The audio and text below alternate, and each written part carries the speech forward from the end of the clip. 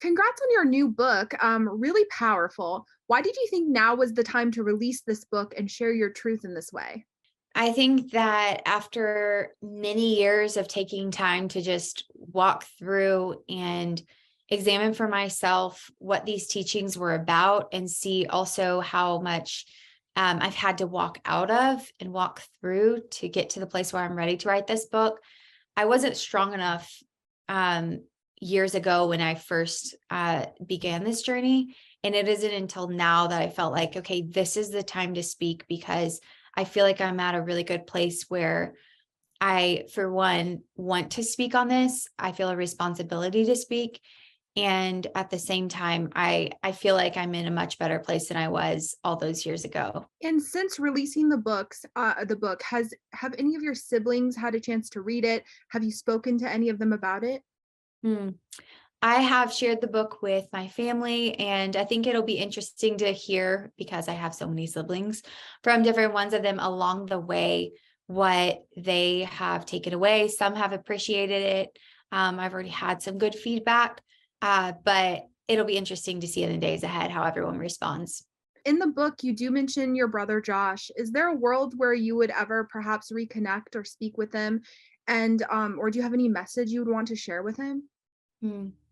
I think that that is tough to talk about, and I would say that I think I am grateful that justice is being served right now. And I think that is needful and what I'm grateful for that that's being taking place. And so I think I'm just, I would say that even what I talk about in this book is about how we can't put up all of these rules and these standards to like prop us up and think, okay, if I just live by this, I'm going to be okay. And I think that is what I wanted to share in this book, because when it comes to anyone who has been in the system, but my brother, for instance, like being in this place, no amount of like rules can make you feel like, okay, now I'm okay. You can't just abide by that. I think the true transformation needs to happen, and that comes from the inside out.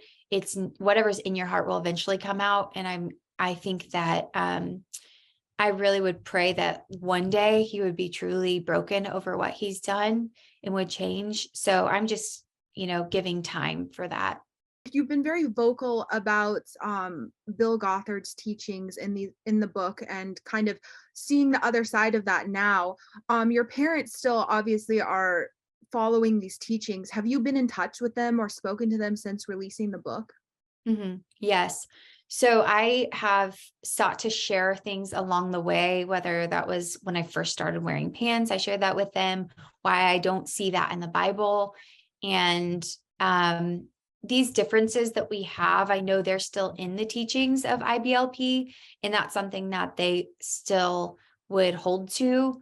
And at the same time, I know that they just want what's best for me. So I shared the book with them, and it'll be interesting to see, feedback in the coming days. But I know that at the end of the day, yes, they just want what's best for their kids. Your sister Jessa, you've always spoken about how you felt most close to her out of all of your siblings. Have you spoken to her about the book? Has she had a chance to read it yet? I'll let all of my siblings speak for themselves when it comes to the book and their opinions on it. But yeah, I'm still really close with all of my sisters. And one of your major supporters is obviously your husband, Jeremy. He's been sharing so much love for you, especially since releasing this book and sharing your truth. How has your relationship with Jeremy evolved over the years, especially since you've been open and speaking your truth? Yeah, it's been interesting how I look back at my younger self in those early days of marriage, and I was really in that system. These teachings would make it seem that it was the woman's job to always be agreeable, to not have an opinion, to just quietly serve and always be so happy and joyful, not to have bad days.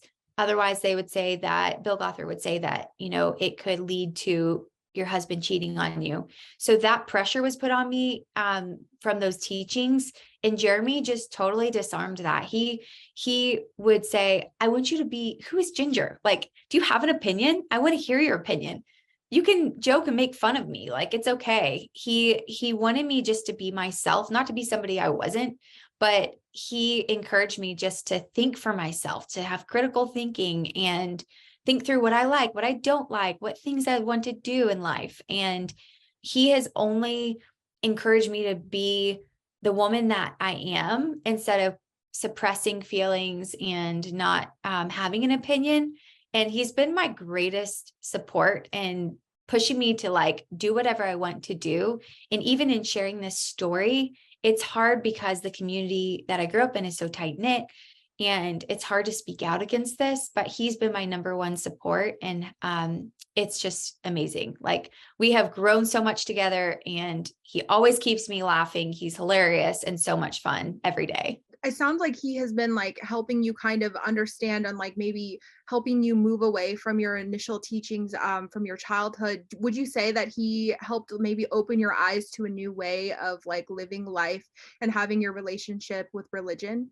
It was interesting because in those early years before we were married, we were walking back through the teachings of Bill Gothard. Jeremy went through like 60 plus hours of these teachings that I grew up under. And whenever he started listening to some by himself, and then we listened to some together, and he would like pause the teaching and say, wait, what did he just say? Like, this guy's not a Bible teacher like he claims to be. This does not align with the Bible. And since I trusted Jeremy so much, it was something that he was like really the first person I listened to that would tell me that, because other people had said it before. I just would ignore it. But for him, it was interesting. It was like an aha moment. And that was a huge shift in my mind. But he didn't just tell me, this is what you should believe now. But he challenged me just to think for myself and to examine these teachings for myself. And when I did, I realized, oh, wow, that's why I wasn't examining them, because I was told kind of not to. Like, once you see these teachings, don't examine it.